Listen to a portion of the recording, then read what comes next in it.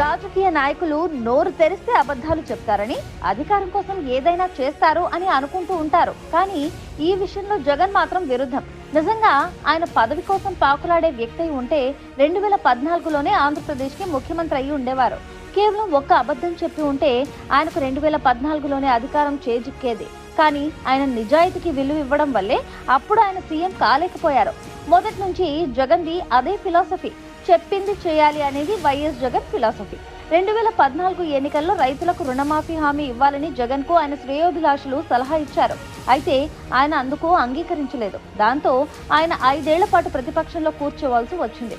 ఈ విషయాన్ని జగన్ స్వయంగా చెప్పారు. మనం కూడా 87,612 కోట్ల రూపాయల రుణమాఫీ చంద్రబాబు నాయుడు చెప్తున్నాడు కదా, మనం కూడా చెప్పేద్దాము, చెప్పేస్తే గవర్నమెంట్లోకి వచ్చేస్తాం, మళ్ళీ సంగతి మళ్ళీ చూస్తాంలే అని చెప్పి చాలా మంది నాతో అన్నారు. చాలా మంది అన్నారు అధ్యక్ష.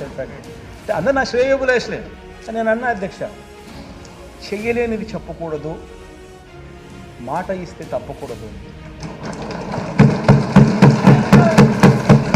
గవర్నర్ ప్రసంగానికి ధన్యవాదాలు తెలిపే తీర్మానంపై జరిగిన చర్చకు సమాధానమిస్తూ ఆయన ఆ విషయం చెప్పారు. రైతులకు రుణమాఫీ చేస్తానని టీడీపీ అధ్యక్షుడు నారా చంద్రబాబు నాయుడు 2014 ఎన్నికల్లో హామీ ఇచ్చారు. రైతులకు చెందిన 89,000 కోట్ల రుణాలను మాఫీ చేస్తానని ఆయన వాగ్దానం చేశారు.